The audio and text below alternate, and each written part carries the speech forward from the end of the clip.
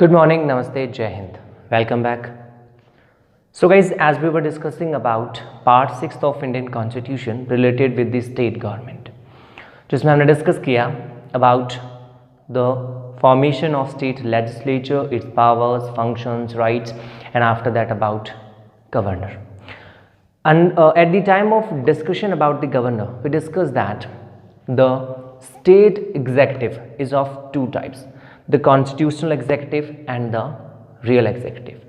Constitutional executive is related with the governor. This discussion was already completed. अब जो next point है that is related with the real executive.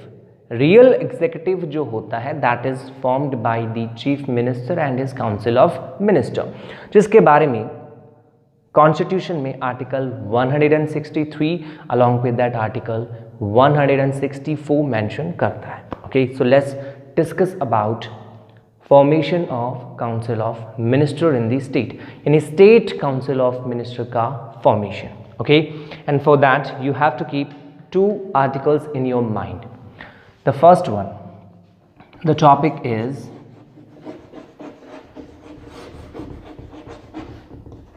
formation of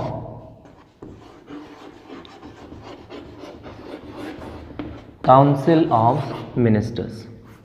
Okay, formation of council of ministers related with two major articles. The first one, article 163rd of the Indian constitution. अब ये समझना है कि इसका formation कैसे होता है और इसके बारे में हमें जो इन्फॉर्मेशन मिलती है वो कैसी है. Okay, so first of all article 163 says that there will be a council of minister, there shall be a council of minister to aid and advise to the governor for performing his duties. यानी यहाँ पे ये mention किया गया है कि governor को, यानी article 163 section 1 says that to add an advice to the governor there shall be a council of minister. A council of minister होगी chaired by the chief minister. Okay, यानी काउंसिल ऑफ मिनिस्टर होगी governor को उनके works को perform करने में, उनकी help करने के लिए, उनको एडवाइस देने के लिए. Okay, and this will be chaired by the chief minister. उसका चेयरपर्सन जो होगा वो चीफ मिनिस्टर होगा. आर्टिकल 163.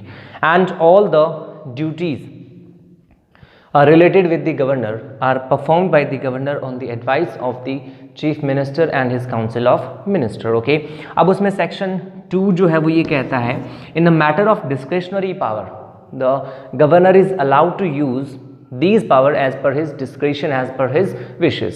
यानी discretionary power में गवर्नर के लिए ये जरूरी नहीं है कि वो यहाँ पे चीफ मिनिस्टर की और उसकी काउंसिल ऑफ मिनिस्टर की एडवाइस माने. मतलब यहाँ पे गवर्नर सेल्फ रेलिएंट, सेल्फ डिपेंडेंट होता है. Is that clear?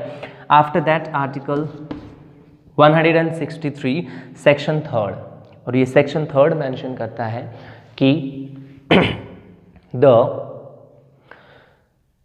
Council of minister and the chief minister is not compared to present a jurisdiction in the high court. Mean to say that यहाँ पे ये कहा गया है that the advice of the chief minister and his council of minister is not under it does not fall under any jurisdiction. यानी high court के jurisdiction के under ये नहीं आता है, इसको जुडिशियल रिव्यू में नहीं लिया जा सकता. Means the advice of the chief minister can not be challenged in any court. किसी कोर्ट में इनकी एडवाइस को चैलेंज नहीं किया जा सकता, यानी उसका कोई न्यायिक आधार नहीं है. Okay, so the third point, यानी third section is says that the advice of the chief minister can not be challenged in any court, यानी उसको किसी कोर्ट में चैलेंज नहीं किया जा सकता. ये वो पॉइंट है जो हमें बताता है काउंसिल ऑफ मिनिस्टर का प्रोविजन, यानी प्रावधान. यानी यहाँ पे शुरुआत ये कही गई है कि एक्चुअल में काउंसिल ऑफ मिनिस्टर क्यों बनी. So what is the reason for the formation of the council of minister, and that is to aid an advice to the governor. Is that clear? Now after discussing about the first point, the next point is related with the formation, यानी ministers का appointment कैसे होता है, chief minister का appointment कैसे होता है, उनसे रिलेटेड मेजर पॉइंट्स क्या होते हैं. So guys, as we already discuss that under section first article 163 it is mentioned that the council of minister will be chaired by the chief minister. इसका मतलब फॉर्मेशन में जो फर्स्ट पॉइंट है that is related with the appointment of chief minister. चलिए first point पढ़ते हैं. In the formation the first point is the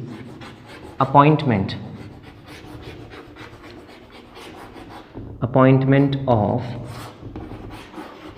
chief minister.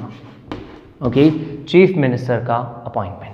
And this appointment is mentioned under article 164th section first.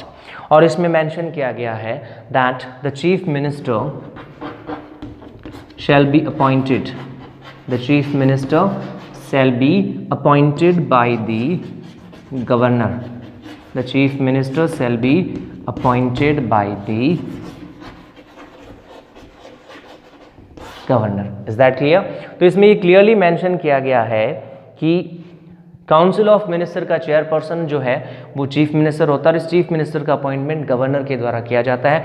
And this appointment is generally made by the governor on the basis of majority. यानी simple सा point ये है कि chief minister के appointment में governor को ये mind में रखना होता है कि वो चीफ मिनिस्टर उसी को बनाएगा जो लेजिस्लेटिव असेंबली में majority of seat scoring party का लीडर होगा. So it means according to article 164 section first it is clear that the chief minister shall be appointed by the governor and the governor appoint the leader of majority of seat scoring party in legislative assembly as the chief minister. Is that clear? Okay. तो first point हुआ chief minister का appointment. अब इसमें आपको ये भी mind में रखना है कि एक्सेप्शनल सिचुएशन, जैसा कि हमने ऑलरेडी डिस्कस किया था at the time of self reliant powers of governor, कि जो एक्सेप्शनल सिचुएशंस होती हैं in that situations the chief minister is appointed by the governor as per his wishes. उसमें वो गवर्नर पर डिपेंड करता है कि वो किस पार्टी के लीडर को बुलाते हैं चीफ मिनिस्टर बनने के लिए. ओके, वो एक डिफरेंट टाइप मैटर होता है एक्सेप्शनल सिचुएशंस में. अदरवाइज चीफ मिनिस्टर उसी को बनाया जाता है those who was the leader, the person who is the leader of majority of seat scoring party in legislative assembly. Okay, so the first point is the appointment of chief minister. यानी formation का first point होता है appointment of chief minister. Okay, chief minister के appointment के बाद जो next point है that is appointment of other ministers. Okay, the next point is the appointment of other ministers. यानी other ministers का appointment कैसे होता है? Appointment of other ministers. तो सबसे पहले चीफ मिनिस्टर बनते हैं और चीफ मिनिस्टर के बनने के बाद वो अपनी टीम बनाते हैं, यानी अदर मिनिस्टर्स का अपॉइंटमेंट होता है. And the article related with the appointment of other ministers is article 164 section 1, जिसमें कहा गया है कि पहले चीफ मिनिस्टर का अपॉइंटमेंट होगा and after that on the advice of chief ministers other ministers will be appointed. Is that clear? Okay, तो इसमें क्या कहा गया है कि the chief minister will suggest names. Okay, the chief minister will suggest names to the governor, names to governor and the governor will appoint them as the ministers. Is that clear? Chief minister name suggest करेगा governor को और governor उनको appoint करेगा as the ministers. Okay, तो हम ये कह सकते हैं that the other ministers are appointed by the governor on the advice of chief minister. यानी चीफ मिनिस्टर के अपॉइंटमेंट के बाद गवर्नर के सारे फंक्शन जो होते हैं वो चीफ मिनिस्टर के एडवाइस के अकॉर्डिंग होना शुरू हो जाते हैं. Is that clear? तो सेकेंड पॉइंट फॉर्मेशन में क्या हुआ? Appointment of other ministers. और ये जो अदर मिनिस्टर्स होते हैं उनका अपॉइंटमेंट गवर्नर के द्वारा किया जाता है, but they are appointed on the advice of chief minister. यानी जो नेम चीफ मिनिस्टर सजेस्ट करता है they are appointed as the ministers. Is that clear? Okay, now after that the next point. After the appointment of ministers, the next point is related with distribution of portfolios means distribution of departments, यानी ministers के बीच में उन departments को distribute करना जिस department में, जिस ministry में वो मिनिस्टर काम करेगा. Okay, so the next point is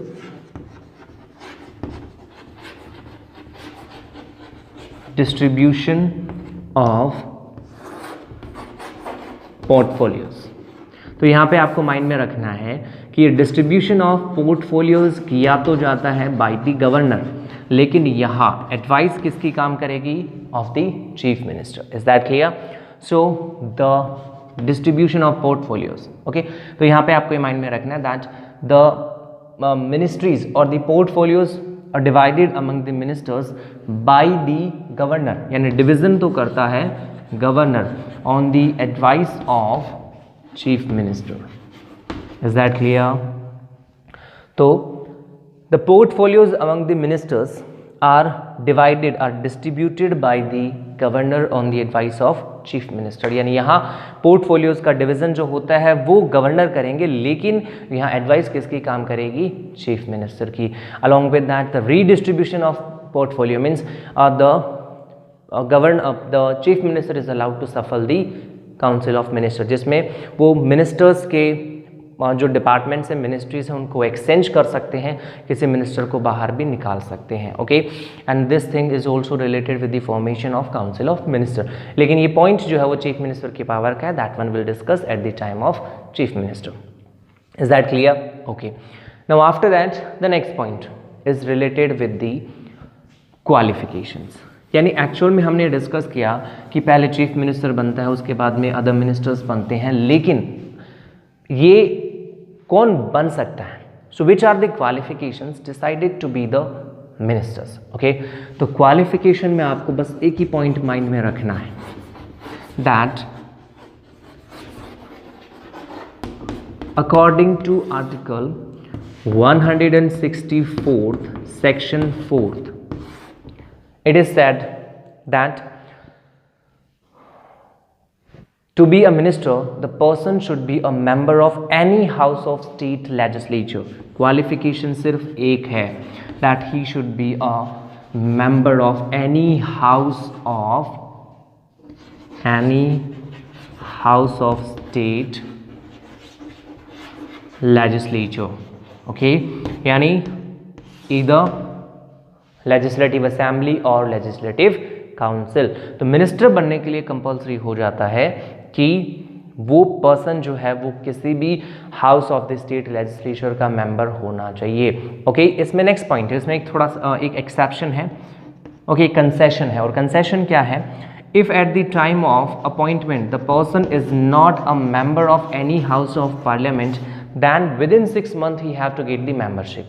यानी क्वालिफिकेशन ये है कि वो हाउस ऑफ लेजिस्लेचर, किसी भी हाउस ऑफ स्टेट लेजिस्लेचर का मेंबर होना चाहिए. लेकिन यहाँ पे कंसेशन ये है कि यदि टाइम ऑफ अपॉइंटमेंट मेंबर नहीं है then within 6 months he have to get the membership. उसको मेंबरशिप 6 months में लेनी पड़ेगी. Is that clear? If he fails to do so then he have to resign. यदि वो ऐसा करने में असफल होता है, उसको सक्सेस नहीं मिलती है, तो उसको रिजाइन करना पड़ेगा. Is that clear? Okay, so in this way the next point related with the qualification is also clear. Okay, अब बढ़ते हैं इससे आगे वाले पॉइंट के बारे में. And after the qualifications the next point is related with auth.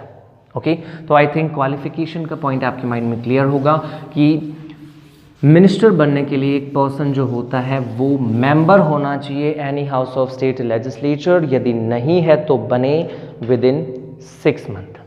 Okay, यदि नहीं कर पाता है तो वो क्वालिफिकेशन वो डिसक्वालीफाई हो जाता है और उसको रिजाइन करना पड़ता है. Okay, after that the next point is related with auth.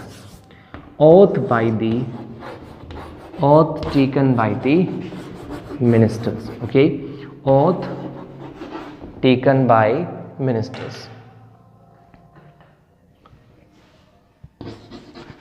If we talk about oath of the ministers, then under article 164 section 3rd it is clearly mentioned that the ministers of the council of minister will take an oath of office and secrecy okay, they will take an oath of office and of secrecy, okay, of office and of secrecy in front of the governor,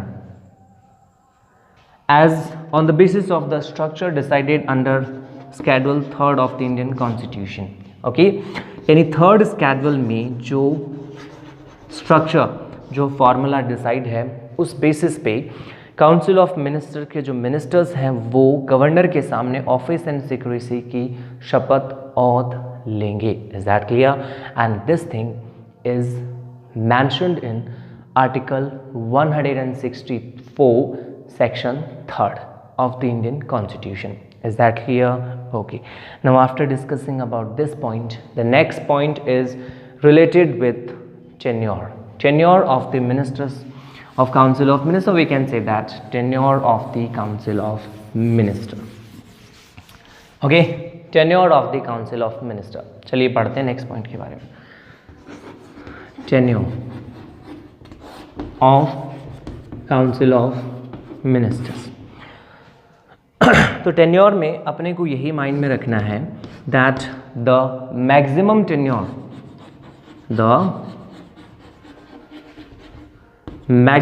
tenure of the council of minister is 5 years. Okay. और यदि ministers की बात करें, so the ministers enjoy their office till the pleasure of the governor, यानी जब तक governor चाहे तब तक वो अपने पद पर रहते हैं. यानी सिंपल सा पॉइंट है कि जब तक चीफ मिनिस्टर चाहे तभी तक कोई एक पर्टिकुलर मिनिस्टर अपनी पोस्ट पे रहता है. और पूरी काउंसिल ऑफ मिनिस्टर का जो टेन्योर है मैक्सिमम 5 years है, और it is entirely depending on the majority which the council of minister और which the party related with the chief minister enjoyed in the legislative assembly. यानी जब तक legislative assembly में इस पार्टी के पास में मेजॉरिटी होती है तब तक काउंसिल ऑफ मिनिस्टर्स के मिनिस्टर्स अपने पद पर रहते हैं. और लेजिस्लेटिव असेंबली का भी मैक्सिमम टेन्योर 5 years का होता है. So in this way council of minister का भी मैक्सिमम टेन्योर 5 years का होता है. Is that clear? So maximum 5 years और until they enjoy majority in the council of ministers. Is that clear? Okay. After that, the next point, and that is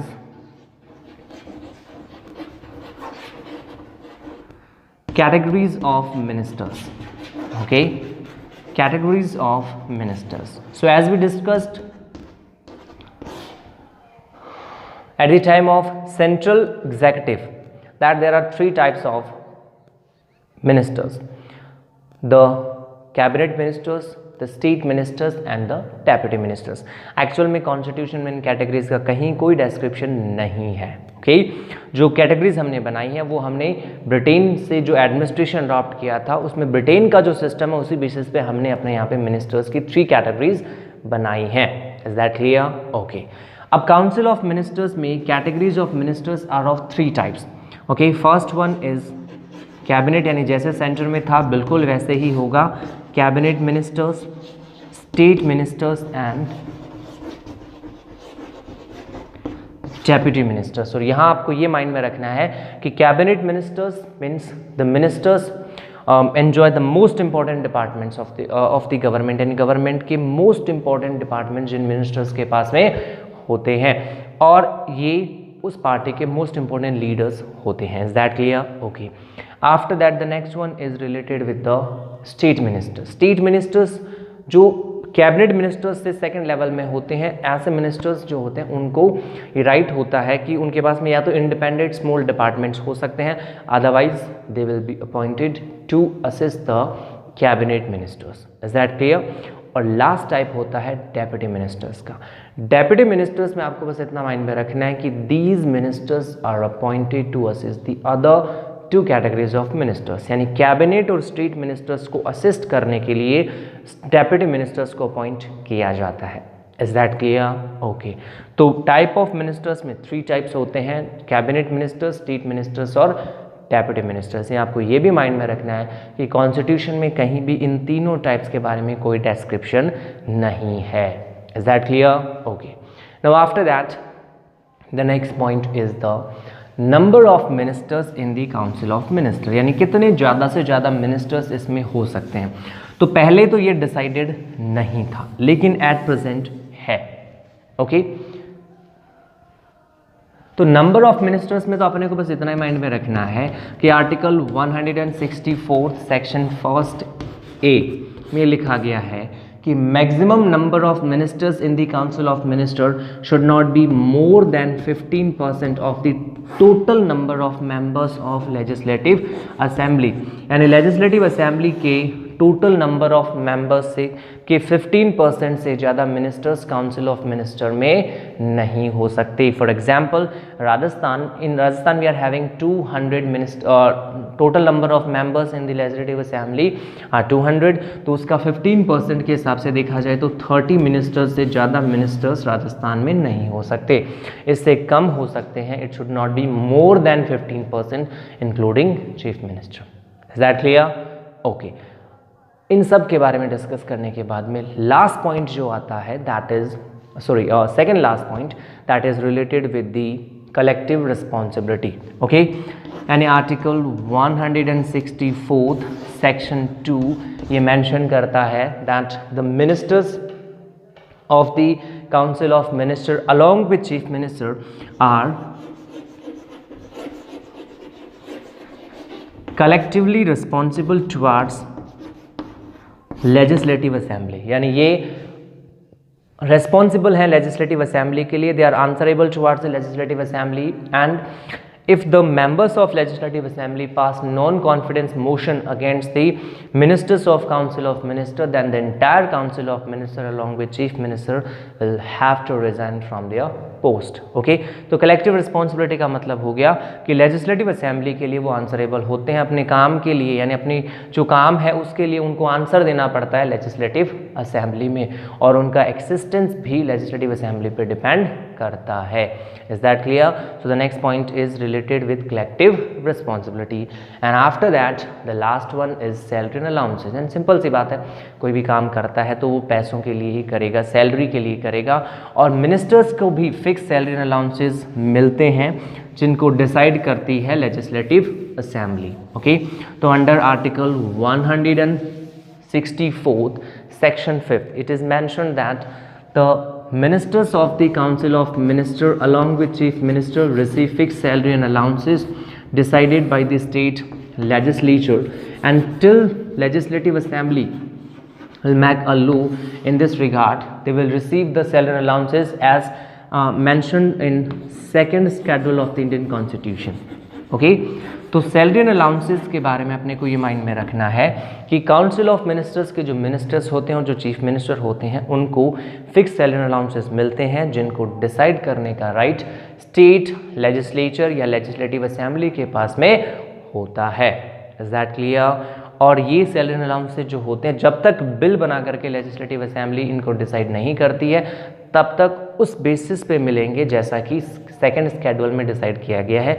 यानी ये हम कह सकते हैं कि चीफ मिनिस्टर और काउंसिल ऑफ मिनिस्टर में के लिए मैन कॉन्स्टिट्यूशन में कोई सैलरी और अलाउंस डिसाइड नहीं किया गया था, उनको वही सैलरी मिलती थी जो एक एमएलए को मिलती है।